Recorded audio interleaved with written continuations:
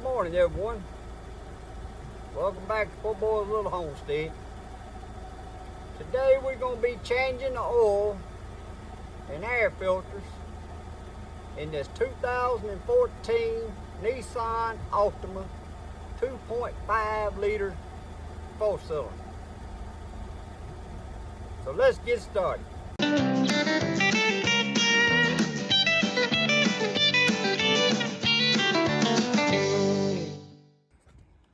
Alright guys, this is the 2014 Nissan Altima 2.5 liter 4-cylinder.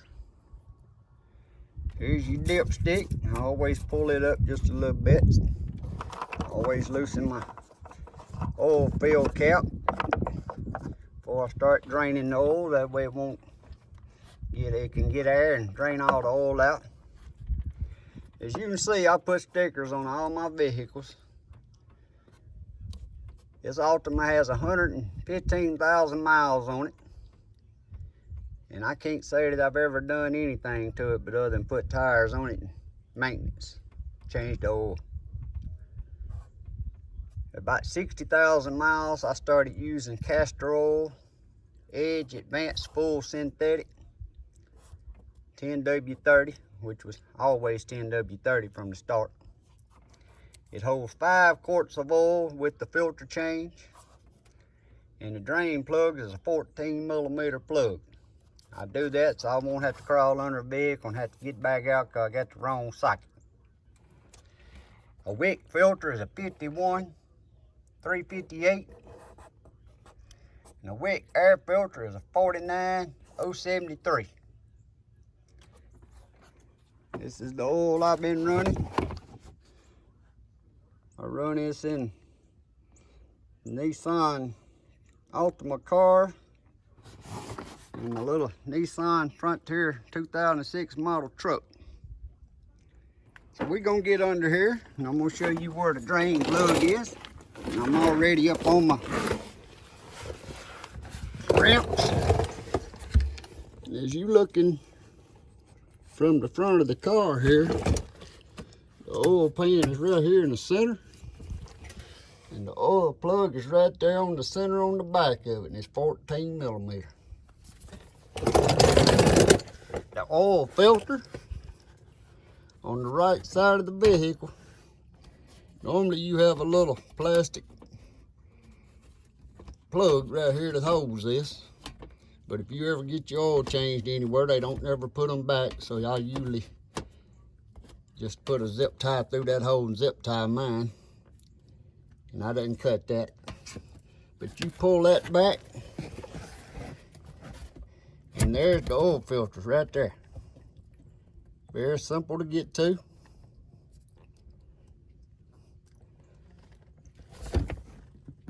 So now I'm going to drain the oil. Alright, I removed the oil plug. Like I said, that's a 14mm, and I'm draining the oil, which is about all drained out. When you remove the plug, you turn it to the left to remove it. When you put it back in, turn it to the right. Now I don't ever do no torquing and all that. Just make sure when you put it in, you just snug it up real good, and I use a little short handle ratchet. That way I can't get too tight to strip it out. Next, I'm going to remove the oil filter. Okay guys, while the oil's draining out good, I'm going to change the air filter. The air filter box is on the left hand side of your car, right behind your battery. That'll be the driver's side. You got 2 clips here on the end. They just metal clips, and you just pop them loose. One right here on the front, 2 on this end.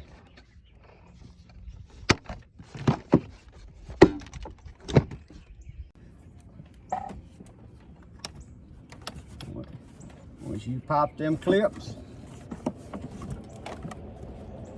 just raise it up.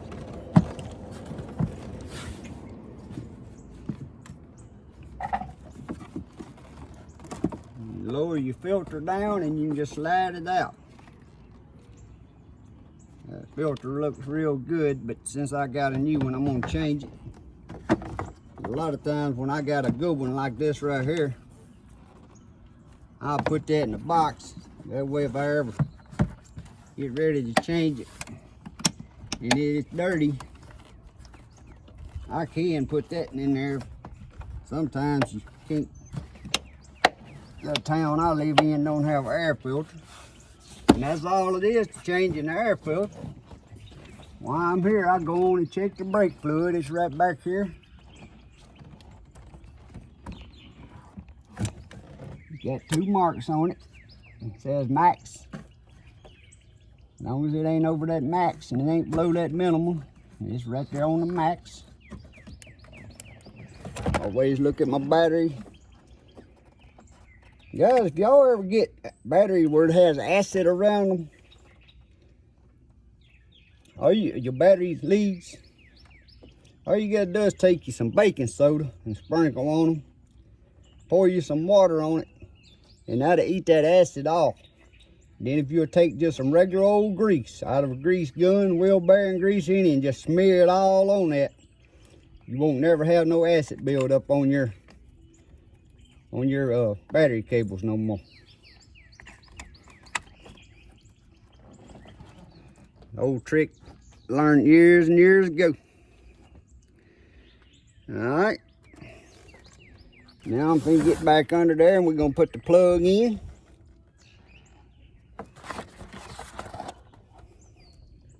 And put the filter on. All right, guys. I know y'all can't hold this camera. Y'all to watch me, but I'm gonna show you again where the oil filter is right there where it come off. You always take your rag and clean that oil off of it and make sure your gasket that was on your oil filters, make sure they ain't stuck on there. Make sure they were still on your oil filter. And you can see the oil filter here still has the gasket on it. But after you wipe that off good and get the oil off, before you put this new filter on there, you take you a little bit of that oil. There's still some dribbling out the hole. You take you some of that oil and you put on that new ring, that O-ring. You always do that. No matter what vehicle you changing oil. Anytime you change the oil filter, you put a little oil on that gasket. This here is a Fram filter here instead of a wick.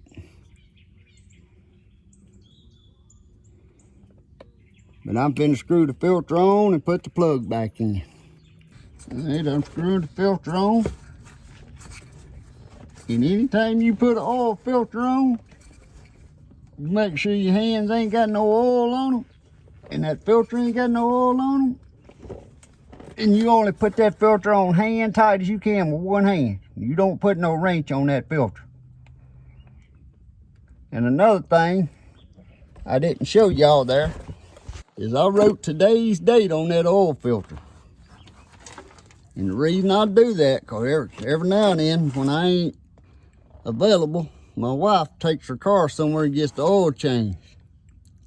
With 2 different times in my life, one of them was with a brand new Nissan car. Got 4 free oil changes. Well, the first time they changed the oil, I got on there with me a Sharpie and I wrote the date on it. 4 times later when I got the oil change and I was going to change that 5th time myself, guess what? It still had the same oil filter that they had put on there the first time. And that's why I don't like taking my vehicles anywhere to get no oil changes or maintenances. They'll tell you they changed it. All they do is drop the oil and put some fresh oil in it and send you down the road with a fresh oil change and you still got an old filter on your vehicle. They all ain't like that, but I stopped doing business with a guy because I caught him doing it.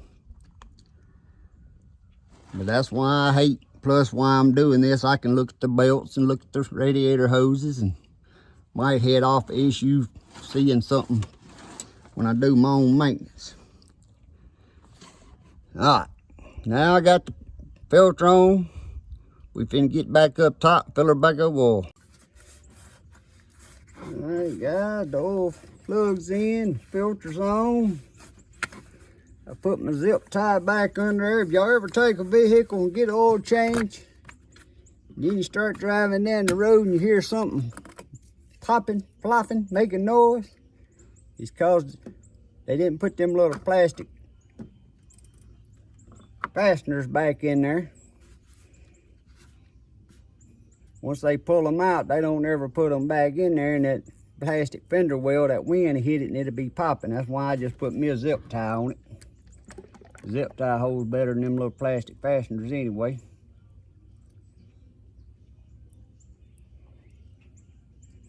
Like I said, it holds 5 quarts of oil with the filter. While I'm sitting here pouring oil, I look at my belt over here, what little bit of it I can see. If I ever start seeing little cracks in the belt, I go on and change them.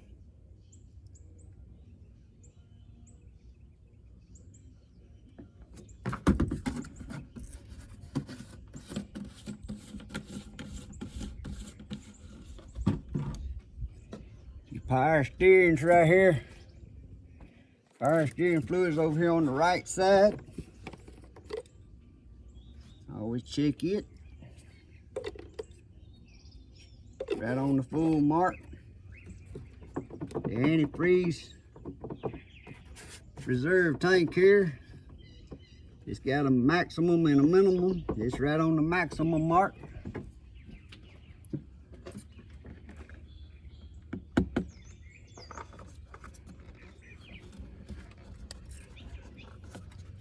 Put the oil cap back on. Then I'll fire her up. Let it run a minute, circulate the oil, pull it off the racks. Then I'll kill it, and then we'll check the oil and make sure it's on full. And another tip for y'all guys, when you take your vehicles to get oil changed somewhere, best thing to do as soon as you get in the parking lot before you leave is pop that hood and check your oil.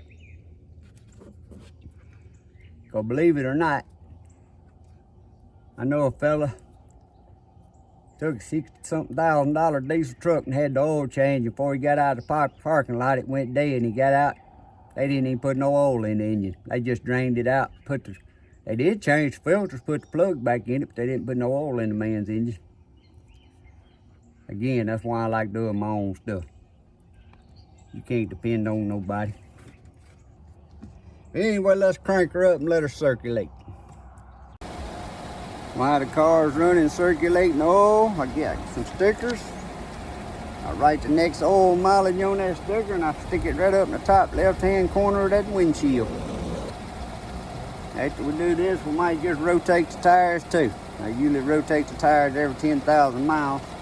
All right, guys, let's pull this dipstick out. Give it a good wiping.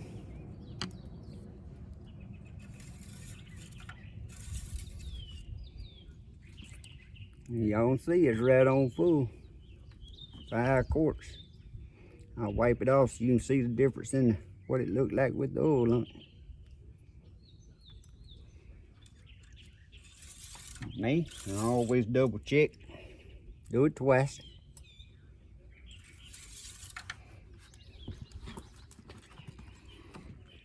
But anyway, guys, that's all it is. About it. Getting my tools out and everything, it's about 20 minutes to change the oil. Alright guys, now we're finna rotate the tires. Now on front wheel drive vehicles,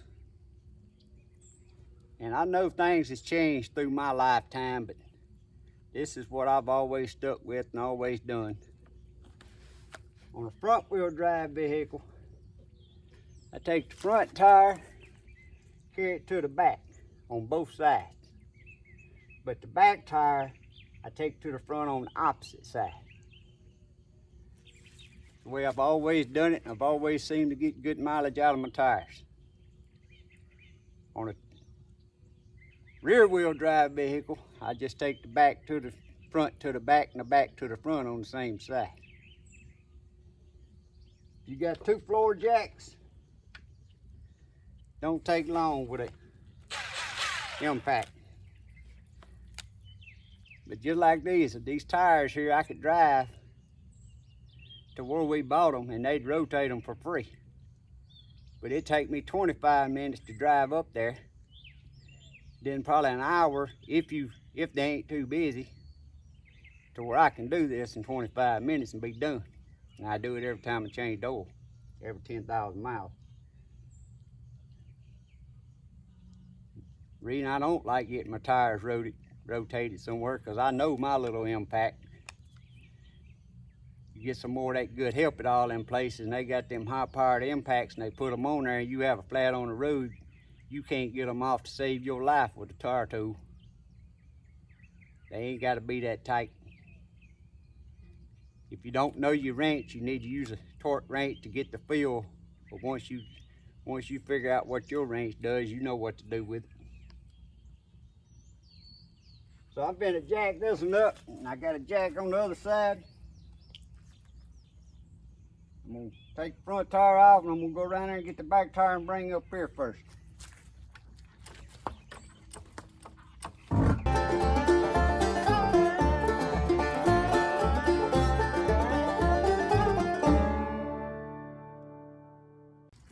This tire goes straight back here to the back. But I'm gonna go to the other side and get the rear tire and bring it back over here.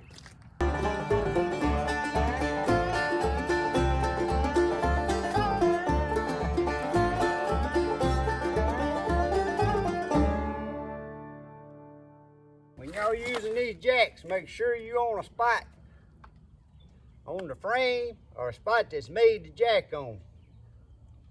Because I can tell you by experience, if your jack starts slipping, stop and let it down and recenter it. I had a 2003 Chevy Trailblazer, and my wife was hearing some noise in the front, she said. So with this jack right here, I've had it for years. I was gonna run out there and jack it up and see if I could determine what the noise was, and my jack slid, and I said, well, it ain't slide much, it'll be all right. About that time, the vehicle slid off the jack, and the jack went through the radiator. So that little noise, which ended up not being a 50-cent piece under there, plastic flopping, I had to replace the whole radiator in that joke because of my stupidity.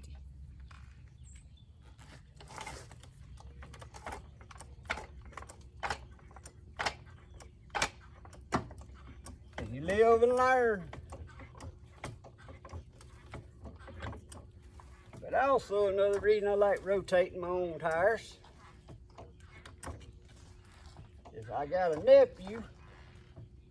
His wife took her vehicle that had new tires put on it. She got about 4 miles down the road. When she left, her front right tire fell off. The little fella that was working there didn't even tighten the lug nuts on it. Good thing nobody got killed during that little accident.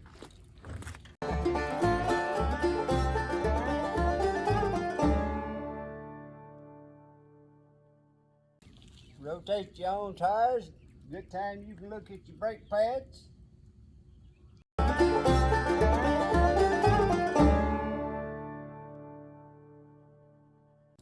Also, guys, when you're tightening your lug nuts, don't just tighten them around a circle. Tighten up one side, jump across to the other side, and then jump back and stagger. Then after you get done, go all the way around them again, just to make sure you didn't miss one.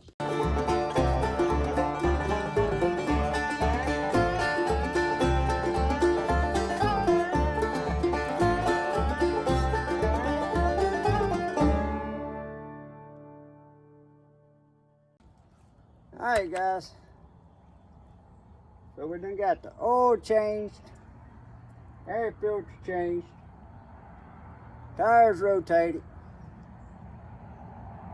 Y'all seen me take that jack back around the other side. That's because I had a jack and a jack stand on the other side. I wasn't doing this with just one jack over there. But if you got two jacks, if you got two of them big jacks, you can jack it up and hold both sides up. But I always use my jack stand, be safe. Chock one tire on the other side.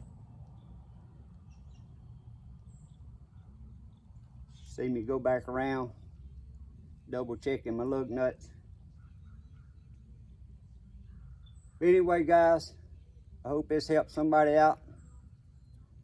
Show you what you can do, save yourself a little money, save yourself a headache. And if you do carry your vehicles to get oil changed, try to use someone local that you know and know what kind of people they have working there. Alright guys, here's another little bonus tip. I just got through checking the air in the tires and they didn't need no air. But I'm finna check the spare. Because I know it's been over a year since I checked this spare, and I guarantee you it needs air. So many of people don't never think about checking the air in their spare. And over time it'll leak down to where if you have a flat on the side of the road, your spare is flat, and then you stranded until somebody comes there. So let's see.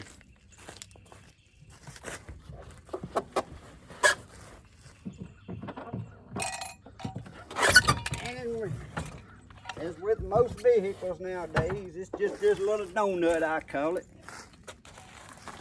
I can feel it. I can tell you right now, it ain't got enough air in it.